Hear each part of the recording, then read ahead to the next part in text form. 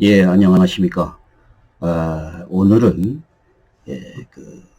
아이합이라고 하는 인터내셔널 하우스 오브 플레이어, 국제 기도의 집이라고 하는 마이크 비클이 운영하는 그 단체에 대해서 한번 살펴보려고 합니다. 미국의 마이크 비클이 대표로 있는 인터내셔널 하우스 오브 플레이어, 국제 기도의 집은 소위 24/7 예배를 그 슬로건으로 사용합니다. 24/7 7 365 쉬지 않고 찬양과 예배를 드린다는 것인데요. 현재 우리나라에는 K합, 그 다음에 그 코리아 하우스 오브 플레이어죠. 그 다음에 A합, 아시아 하우스 오브 플레이어, G합, 글로벌 하우스 오브 플레이어, J합, 그래갖고 저스티스 하우스 오브 플레이어 등의 그 유사명칭을 모방하는 단체들이 많이 있습니다.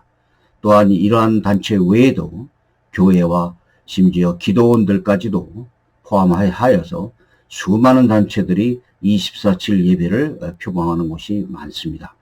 물론 24시간 7일 365일 찬송과 예배를 드린다고 해서 그곳을 잘못됐다라고 말할 수는 없습니다.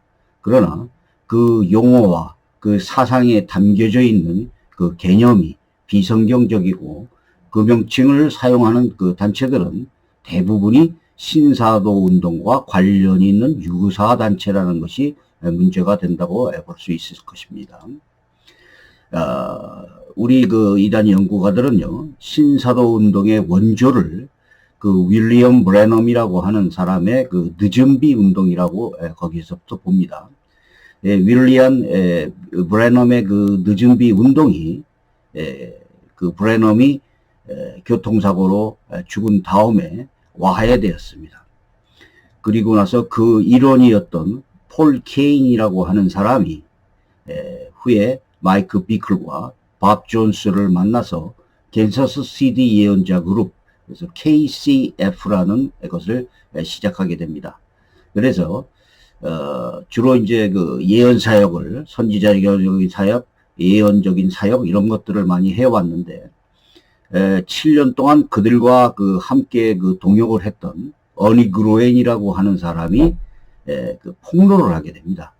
그래서 그동안 그 KCF가 거짓 예언과 거짓 조작을 하였음을 폭로하고 모든 사람들이 떠나가고 문을 닫게 됩니다. 자, 그리고 나서 이 KCF가 잠잠해졌는데 그 후에 이 마이크 비클은 존 윈버의 그 비냐드 운동이 이제 부흥되고 막 확산되기 시작하자 캔사스 시티 예언자 그룹을 비냐드 운동의 포도원 교회로 바꾸게 됩니다. 그리고 존 윈버가 몰락을 하고 비냐드와 함께 쇠퇴하게 되자 이제 하나님께서 기도의 집을 시작하라고 그랬다 하면서 직통 계시를 받았다고 주장하면서 바꾼 곳이 지금 아이합의 유래가 됩니다.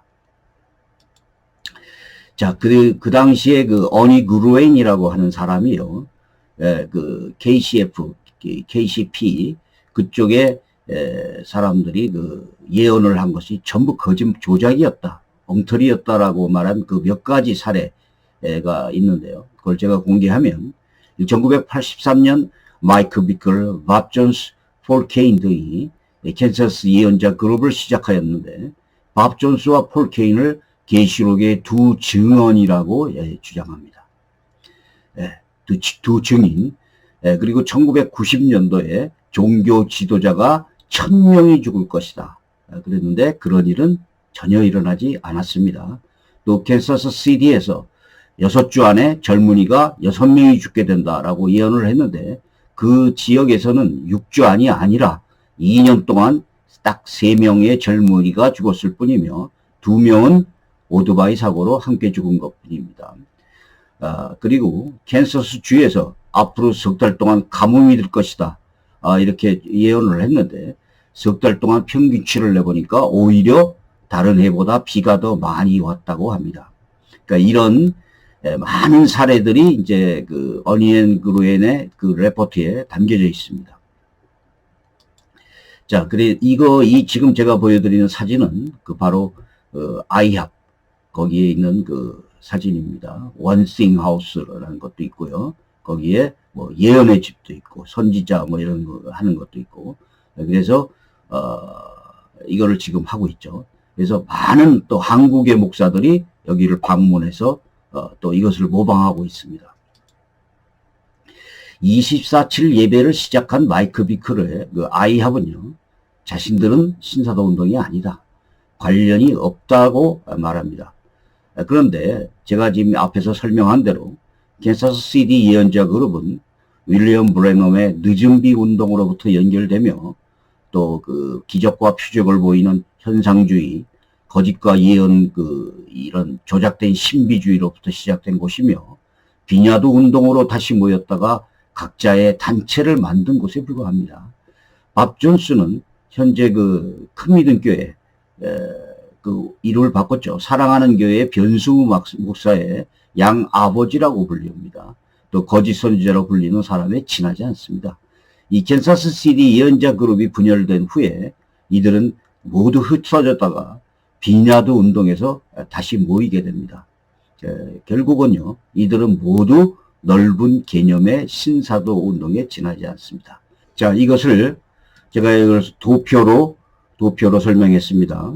신사도 운동의 계보, 여기 늦은비 운동이라고 되어 있죠. 늦은비 운동에서 바로 폴케인과 몇 사람들이 합쳐서 캔사스 예언자 그룹을 이라는 것을 만든 겁니다. 그리고 중간에 존 윈버가 비냐드 운동을 시작하게 되자 마이크 비클도 이 비냐드 교회, 비냐드라는 말이 원래 포도원입니다. 포도원 교회를 시작하게 된 것이고요. 그 다음에 이 피터 와그너가 존 윈버와 플러신학교에서 만나서 교회와 성장이라고 하는 그런 프로그램을 시작하게 된 겁니다. 그래서 존 윈버의 비냐드 운동은 존 아노시라고 하는 사람의 더 격렬한 비냐드 운동, 예를 들면 홀리 래핑이라고 해서 웃는 거, 그 다음에 짐승의 소리를 내는 그런 것들이 그 토론토 브레싱이라는 그 더 격렬한 운동으로 발전을 했고요. 여기 마이크 비클의 포도원 교회는 바로 마이크 비클이 이 비냐드 운동이 시들시들해지자 아이합이라는 것을 만드는 겁니다. 그리고 피터 와그너는 이 존 윈버와 플러신학교에서 만나서 이거에 영향을 받아가지고 또 여러 몇 명의 그룹들, 신디 제이콥스 뭐 이런 사람들 만나서 영적 도회라고 하는 것을 시작한 겁니다. 이 지역마다 귀신이 있어가지고 이 영적 도회를 그림을 그려가지고 대적기도, 선포기도, 땅 밟기 기도를 등을 통해서 귀신을 쫓아내야만 전도가 된다라고 주장했던 것이죠. 자, 이거를 통해서 신사도 연맹이라는 것을 만들었고요. 또 이 피터 와그너의 영향을 받은 사람들이 또 이 G12 그리고 유사운동, 가계저주론 이런 것들을 시작하게 된 겁니다. 그래서 이 그 신사도 운동의 계보를 그리자면 이 마지막에 가서 여러 갈래로 갈라지고 미국에만 해도 지금 200개 단체가 넘게 되는 거죠. 우리나라에도 이 신사동을 하는 단체가 약 40개 계보가 들어와 있는데 전부들 자기네들은 신사도 운동이 아니라고 주장합니다. 자, 이렇게 해서 이 넓은 의미로 보면 모두 다 신사도 운동이라고 부릅니다. 자, 그러면 마이크 비클의 24/7 예배가 도대체 무슨 문제가 있느냐? 물론 이 1시간을 만일 예배를 드린다면 24팀이 필요합니다. 그렇다면 많은 인력이 동원이 돼야 되고 인건비도 많이 들어가고 이제 어렵겠죠. 그런데 24시간 찬양과 기도가 나쁘다고 볼 수는 없죠. 한 사람이 밥도 안 먹고 잠도 안 자가면서 할 수는 없는 거니까 많은 사람들이 계속해서 합니다. 그런데 이들이 말하는 주장은 좀 잘못된 사상을 포함하고 있고 또 감성적으로, 음악적으로, 정서적으로 예민한 청년들을 그 전자악기 같은 그 음악과 같은 방법을 사용해서 미혹하고 있다는 것입니다. 자, 그들은 24/7 예배를 통해서 하나님이 임재하신다고 주장합니다. 자, 만일 그렇다면 정기적인 시간에 예배를 드리는 일반 교회는 그러면 하나님이 임재하지 않으십니까? 결국 찬양과 예배가 하나님의 임재를 확증시키는 조건이 되는 것입니까? 이것은 아니죠. 그렇다면 어느 누구라도 예를 들어서 어떤 이단들도 24/7 예배와 찬양을 하면 하나님이 임재하시고 들어주시는 것입니까? 그렇게 말할 수는 없는 것이요. 자, 이들은 이것을 하프 앤 볼이라고 하는 용어를 사용합니다. 그래서 요한계시록 5장 8절에 보면 책을 취하심에 네 생물과 24장로들이 어린 양 앞에 엎드려 각각 검은 거와 향이 가득한 금 대접을 가졌으니 이 향은 성도들의 기도들이라. 이 계시록의 5장 8절을 얘기하면서 검은 고를 하프라고 하고 그 다음에 향이 가득한 금 대접을 볼이라고 해서 이것을 하프 앤 볼이라고 주장합니다. 자, 이 하프 앤 볼이라는 것은 뭐냐면 하나님이 임재하시고 하나님이 기도를 받아들이시는 상태라고 부른다는 것입니다. 즉 하프는 찬양을 상징하고 볼, 대접은 기도를 상징한다는 것입니다. 그런데 가만히 보시면 계시록 5장의 검은 고는 하프죠. 하프 맞습니다. 그러면 금대접은 뭡니까? 기도를 뜻한다고 주장을 하는데 사실은 이 금대접이 기도가 아니라 향이 기도입니다. 금대접은 그것을 담아져 있는 접시를 얘기하는 것이죠. 그러니까 이런 용어 자체도 잘못되어 있어요. 자세히 보시면 기도는 대접이 아니라 대접에 담겨져 있는 향이고 대접은 무엇인가를 담기 위한 어떤 용도 외에는 어떤 특별한 의미가 없습니다. 왜냐하면 계시록 16장을 보면 하나님의 진노를 쏟는 대접 이것도 동일한 보울이기 때문입니다. 자, 아이합에서 보울이라고 하는 단어를 어떤 특별한 임재 상태의 개념, 뭐 기름 부음의 상태 이런 것으로 아마 생각한다면 계시록 16장의 진노의 대접에 대해서는 어떻게 생각을 합니까? 자, 이와 같이 전혀 관계가 없는 성경 구절을 풍류적으로 해석하는 이유가 자신들의 주장이 성경적이라고 말하기 위한 알레고리적인 해석에 불과합니다.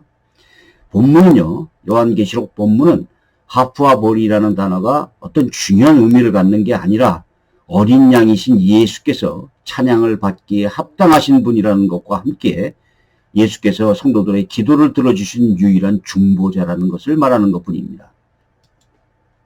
자, 그러면 예배와 방법과 시간이 그렇게 중요한 것인가? 이들은 그 다윗도 24/7 예배를 드렸다, 찬양을 드렸다고 주장을 하면서 우리도 다윗의 장막을 회복하여야 된다고 주장합니다. 그러나 성경은 다윗의 장막을 회복하는 것을 찬양과 예배를 회복한다고 말하지 않습니다. 자, 그들은 교회도 24/7 예배를 회복해야 된다. 자, 그렇다면 아까 말씀드렸다시피 24/7 예배를 드리지 않는 교회는 하나님이 임재하지 않으시고 하나님이 기도를 들어주시지 않는 곳입니까? 성경은요, 신령과 진정으로 예배를 드리는 사람을 하나님께서 직접 찾으신다고 말합니다. 자, 신령과 진정으로 드리는 기도 외에 또 다른 조건은 없습니다. 엘렉트릭 사운드의 그 전자음악과 기타, 드럼으로 찬양을 드리면 뭐 하나님이 그 임재하고 기도를 받아주십니까? 그러면 고사리와 같은 손으로 드리는 어린아이의 기도, 찬양을 잘 못하시는 연로하시는 할머니 권사님의 기도는 하나님이 외면하십니까? 성경은 골방에서 기도하라고도 말합니다. 그러니까 이렇게 이러한 그 주장에서부터 시작해서 요즘에는 뭐 무슨 기도 막 대적기도, 선포기도, 촛불기도, 관상기도 막 이런 호흡기도 뭐 이런 큰 소리기도, 부르짖는 기도 뭐 이런 것들이 주여 천번기도 이런 것들이 이제 나타나기 시작하는 것이죠. 24/7 예배가 다윗의 장막을 회복하는 것이냐. 아이합이 주장하는 것은요, 소위 다윗의 장막의 회복인데 이러한 주장은 비성경적입니다. 예수 십자가의 복음의 내용과 오히려 반대가 되는 주장입니다. 자, 다윗의 장막에 대해서 그들이 특별히 아모스 9장 11절 12절을 인용하는 것을 살펴보고 그 구절을 인용한 것이 사도행전 15장 16, 17인데 그것을 살펴보겠습니다. 그들이 인용하는 성경 해석은 성경과 전혀 다른 부분적인 해석일 뿐입니다. 자, 사도행전 15장 16절에서 17절을 보시겠습니다. 이후에 내가 돌아와서 다윗의 무너진 장막을 다시 지으며 그 퇴락한 것을 다시 지어 일으키리니 이는 그 남은 사람들과 내 이름으로 일컬음을 받는 모든 이방인들로 주를 찾게 하려 함이라 하셨으니 라는 게 나와요. 여기서 다윗의 무너진 장막을 다시 짓는다는 것은 이스라엘 사람, 남은 사람들과 예수 그리스도를 믿는 이방인들이 주를 찾게 함이라고 여기에 분명히 설명되어 있습니다. 자, 그러면 이 본문이 종말적으로 다윗의 무너진 장막이 회복된다는 것인지 혹은 24.7 예배가 회복돼야 되는 것이 한번 살펴보겠습니다. 자, 이 사도행전을 보시면은 15장 본문에 모세의 율법대로 할례를 지켜야 된다고 주장한 사람들이 많이 있었습니다. 그래서 오늘날 같이 믿음 외에도 율법적 행함이 필요하다고 주장하는 소위 혼합적 율법주의자들이었습니다. 그래서 사도행전 15장 1절을 보면 어떤 사람들이 유대로부터 내려와서 형제들을 가르치되 너희가 모세의 법대로 할례를 받지 아니하면 구원을 얻지 못하리라 하니 바울과 바나와 저희 사이에 적지 아니한 그 다툼과 변론이 일어난지라. 형제들이 이 문제에 대해서 바울과 바나바와 그 중에 몇 사람을 예루살렘에 있는 사도와 장로들에게 보내기로 작정하니라. 자, 이런 그 율법을 지켜야 된다라고 하는 얘기들이 나오니까 바울과 바나바와 몇 사람을 예루살렘에 있는 공의회에 파송한 겁니다. 가서 얘기를 들어보자. 이렇게 한 거죠. 그래서 이 사도행전 15절에 보면 선지자의 말씀이 이와 합하도다. 기록된 바 이후에 내가 돌아와서 다윗의 무너진 장막을 다시 지으며 그 퇴락한 것을 다시 지어 일으키리니 이는 그 남은 사람들과 내 이름으로 일컬음을 받는 모든 이방인들로 주를 찾게 하려 함이라 하셨으니 이렇게 나오는 겁니다. 그러면서 뭐라고 그러냐면 베드로도 얘기하고 야고보도 얘기하죠. 그래서 내 의견에는 이방인 중에서 하나님께로 돌아온 자들을 괴롭게 말고 다만 우상의 더러운 것과 음행과 목매어 죽인 것과 피를 멀리하라고 편지하는 것이 가하니 이는 예로부터 각 성에서 모세를 전하는 자가 있어 안식일마다 그 회당에서 글을 읽음이라 아니라 이렇게 얘기를 공의해서 한 것입니다. 자, 즉 이 내용을 보면 율법의 행위로서 얻는 구원은 예수를 믿는 은혜로 바뀌었다는 것입니다. 한편 야고보는 허물어진 다윗 왕국을 다시 세우고 퇴락한 것을 다시 지어낸다는 그 아모스의 예언을 인용하면서 유대 율법주의의 배타적인 구원관이 믿음과 은혜의 복음적인 구원관으로 전환되었음을 다시 짓는다라고 표현한 것입니다. 한번 읽어보시면 알게 돼요. 그러면 다윗의 장막의 회복과 24.7 예배가 무슨 상관이 있느냐? 자, 신사동동에서는 다윗의 장막을 아직 성취되지 않은 것으로 해석합니다. 그래서 그것을 24.7 예배와 연관시키는 거죠. 그런데 이것은 성경과 전혀 다른 오히려 반대가 되는 주장입니다. 만약에 구약적인 다윗의 장막을 회복시켜야 된다고 하는 사람이 있다면 이 사람은 복음의 은혜에서 다시 율법주의로 돌아가자고 하는 이상한 의미가 되어버립니다. 자, 지금 다윗의 장막이 회복돼야 할까요? 구약의 그 장막 회막의 시작은 영어로 tent for meeting 것입니다. 하나님을 만나는 장소, 텐트. 그래서 그걸 회막이라고 불렀습니다. 구약에서는 제사장이 하나님을 만나던 장소였습니다. 그러나 신약에서는 어떻게 되냐면 예수 그리스도가 크고 온전한 장막이 있었습니다. 이 장막이 찢어지죠. 찢어집니다. 그래서 예수 그리스도가 바로 크고 온전한 장막이 되시고 바로 우리가 성령이 거하시는 성전이 됩니다. 자, 그래서 구약에서의 회막, 장막은 성전이 되었죠. 또 신약에서는 성전의 실체가 그리스도이며 나아가서는 성령이 거하시는 성도들의 몸이 바로 성전이 되는 것입니다. 자, 히브리서 9장에서 이렇게 얘기하죠. 그리스도께서 장래 좋은 일에 대제사장으로 오사 손으로 짓지 아니한 곧 이 창조에 속하지 아니한 더 크고 온전한 장막으로 말미암아. 예수 그리스도입니다. 염소와 송아지의 피로 아니하고 오직 자기 피로 영원한 속죄를 이루사 단번에 속죄로 성소에 들어가셨느니라 라고 말하고 있습니다. 그런데 다시 자유의 장막을 회복해야 된다고요. 요한계시록에서는요, 하늘에 있는 장막이 언급됩니다.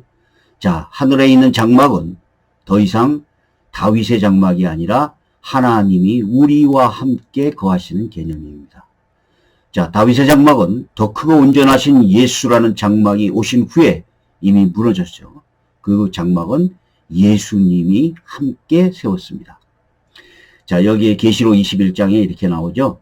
내가 들으니 보좌에서 큰 음성이 나서 가로되 보라, 하나님의 장막이 사람들과 함께 있음에 하나님이 저희와 함께 거하시리.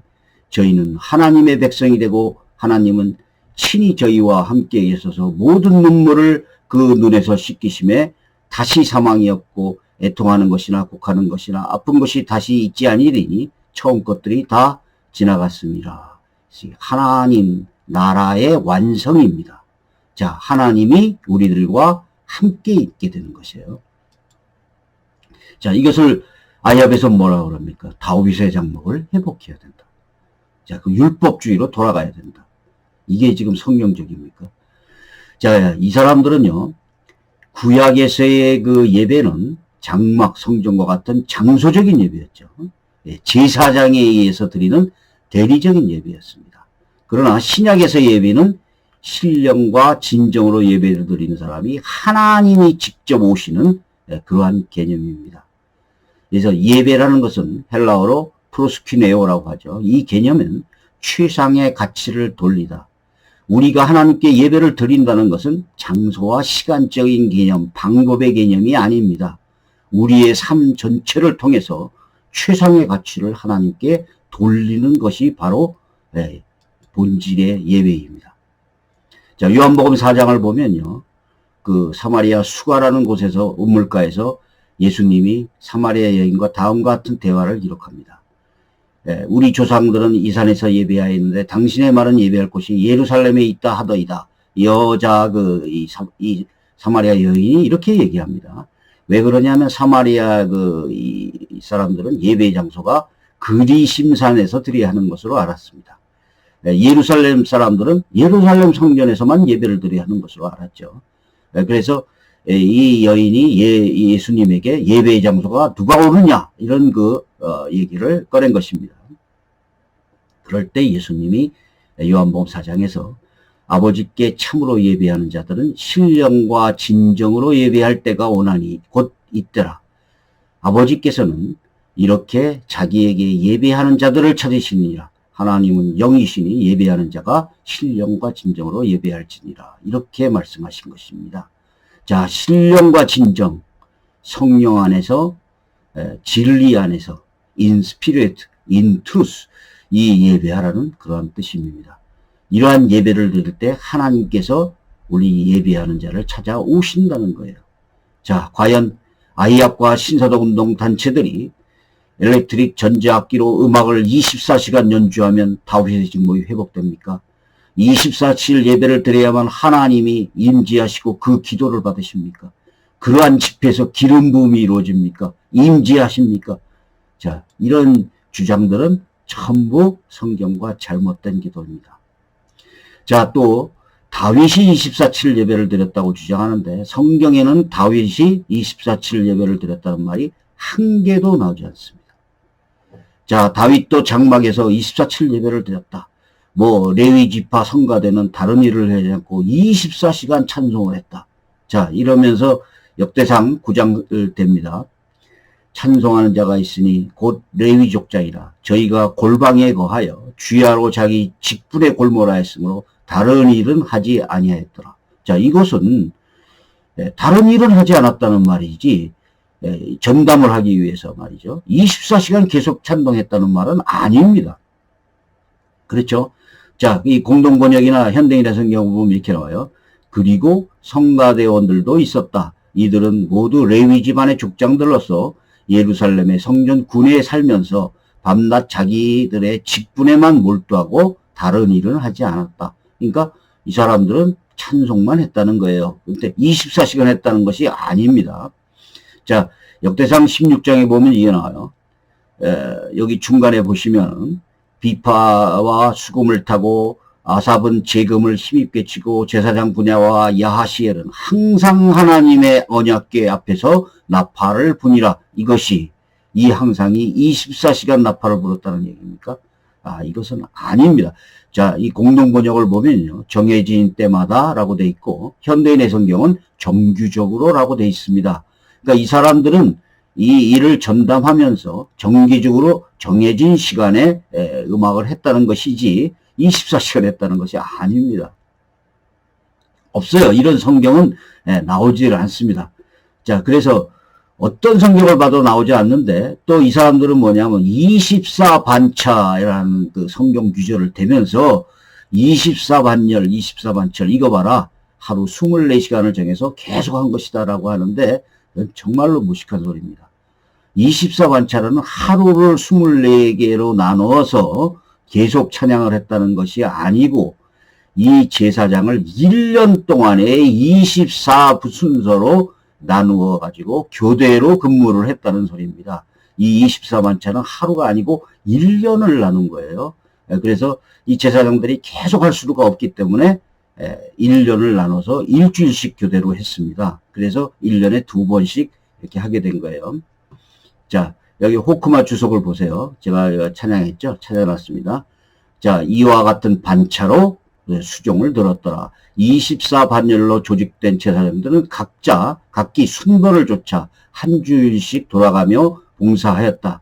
한편 이러한 제사장의 24반차 제도는 신약시대까지 지속되었고 AD 70년 예루살렘 멸망과 더불어 끝나고 말았다라고 말하고 있어요. 그러니까 이것은 24시간이 아닙니다. 그러니까 이거는 성경을 신천지하고 똑같아요. 성경을 자기네들의 그 성경 기록인 것처럼 조작하기 위해서 성경을 짜맞추는 것이죠. 1년을 나눈 것을 갖다가 하루를 나눈 것처럼 24반차를 가서 그게 24칠 기도는 성경에 전혀 나오지 않습니다. 역대상 23장 30절을 보니까 또 이것도 인용하는데 여기 보면 새벽과 저녁마다 서서 여호와께 축사하며 찬송하며 이렇게 돼 있어요. 또 안식일과 초하루와 절기의 모든 번제를 여호와께 드리며 그 명하신 규례에 정한 수요대로 항상 여호와 앞에 드리며 이렇게 나오죠. 자, 그러면 제사는 어떻게 드렸어요? 정해진 시간 하루에 2번씩 드렸습니다. 그래서 이것을 1년 24시간 찬송한 것도 아니에요. 하루에 2번 새벽과 저녁에 축사하고 찬송했던 것입니다. 이렇게 성경에 나오는 거를 24칠 예배를 다윗의 장막의 회복이라고 주장하는 어떤 해석도 성경적인 내용이 아니고 이건 성경을 짜맞추는 해석에 불과합니다. 다윗은 24차 예배와 찬양을 드린 적이 없고 또한 그것이 다윗의 그렇다고 인정을 하더라도 다윗의 장막을 회복한다는 의미와 아무 상관도 없습니다. 구약 성경의 24반열은 하루를 24 순서로 나누어 찬송하는 것이 아니고 1년 동안 제사를 담당하는 모든 제사장들의 순서를 일주일씩 교대로 나누어서 1년에 2번씩 봉사하게 하는 거고 대부분 아침과 저녁에 2번 했습니다. 자, 그리고 24칠 예배는 신사도 운동들이 하는 예언이 아닙니다. 아이압은 또 역대상 25장 1절 3절을 인용해서 신령한 노래가 예언이라고 주장합니다. 자, 그러면 아이압에서는 노래를 하는 것이 예언이라고 가르치나요? 신령한 노래를 예언이라고 볼 어떠한 근거도 없습니다. 자, 이 호크마 주석에서 우리가 이렇게 나와요. 성가대의 그 다윗의 장막에서 불려진 성가대의 신령한 노래는 시편과 같은 찬송이었다고 이렇게 말합니다. 시편을 얘기한 거예요. 자, 그러면 아래 신령한 노래가 예언이냐? 시와 찬송과 신령한 노래들로 서로 화답하며 그러면 이게 예언입니까? 자, 그럼 골로새서 3장 16절 그리스도의 말씀이 너희 속에 풍성히 거하여 모든 지혜로 피차 가르치며 권면하며 시와 찬송과 신령한 노래를 부르며 이것이 예언했다는 것입니까? 그러니까 이렇게 말이 안 되는 얘기를 해요. 왜 이럴까요? 그 바로 아이합에서 예언을 하기 때문에. 자, 근데 아이합의 그 마이크 비클이 우리나라에 왔을 때 국민일보 기자가 인터뷰를 했습니다. 그래서 그 예언에 대한 그 맞지도 않는 예언을 도대체 왜 하느냐 뭐 이런 질문을 했어요. 그랬더니 마이크 비클이 이렇게 얘기합니다. 예언도 마찬가지다. 때때로 맞지만 대부분 안 맞는다. 전부 맞다 안 맞는다가 아니다. 조금은 맞지만 대부분 맞지 않는 경우가 많다. 이렇게 얘기했어요. 그러면 이 예언이 하나님의 예언입니까? 맞지도 않는 예언, 어쩌다 한 번 맞는 예언이 그게 하나님의 예언이냐. 이 아합의 유래는 제가 앞에서 설명드렸죠. 캔사스 시티 예언자의 그룹의 예언은 모두 거짓이라고 폭로된 것이 바로 이 캔사스 시티 예언자 그룹입니다. 늦은 비 운동도 마찬가지였어요. 비나도 운동도 결국 쓰러지고 무너졌습니다. 자, 이것이 기도의 집으로 발전한 것입니다. 자, 미국의 그 거짓 영성단체인 아이합을 모방해서 한국의 많은 목사들이 가서 그것을 보고 24/7 예배가 마치 하나님의 임재 방법으로 알고 있는 자체가 잘못입니다. 더욱이 그러한 예배가 다윗의 장막을 회복하는 것이고 그것이 예배를 회복하는 것이라고 믿고 너도 나도 모방을 하고 있습니다. 아이합이라고 쓰면 안 되니까 뭐 K합, A합 뭐 이런 식으로 G합, 인터콥도 옛날에 지합이라는 말을 사용했어요. 상주에서요. 성경은 24/7 예배를 언급하지 않습니다. 자신들의 교리를 위하여 성경을 짜맞추는 것은 알레고적인 이단의 해석입니다. 오늘날 구약에서 그 하나님이 자신의 뜻을 전하시는 여러 가지 그 모양과 방법을 그대로 이 모방해서 사용하는 것은 잘못된 것입니다. 오늘날은 예수 그리스도를 통하여 성경 말씀이 완전하고 객관적인 계시로 성취되었죠. 이것이 히브리서 1장 1절에 나옵니다. 옛적의 선지자들로 여러 부분과 여러 모양으로 우리 조상에게 말씀하시던 하나님이 이 모든 날 마지막에 아들로 우리에게 말씀하셨으니 이것이 계시의 성취는 예수 그리스도에 있는 것입니다. 자, 여러분 이런 방법에 미혹되시면 안 됩니다. 자, 이런 그 단체들 전부 신사도 운동인의 그 포괄적인 의미에 들어갑니다. 여기까지 하겠습니다. 감사합니다.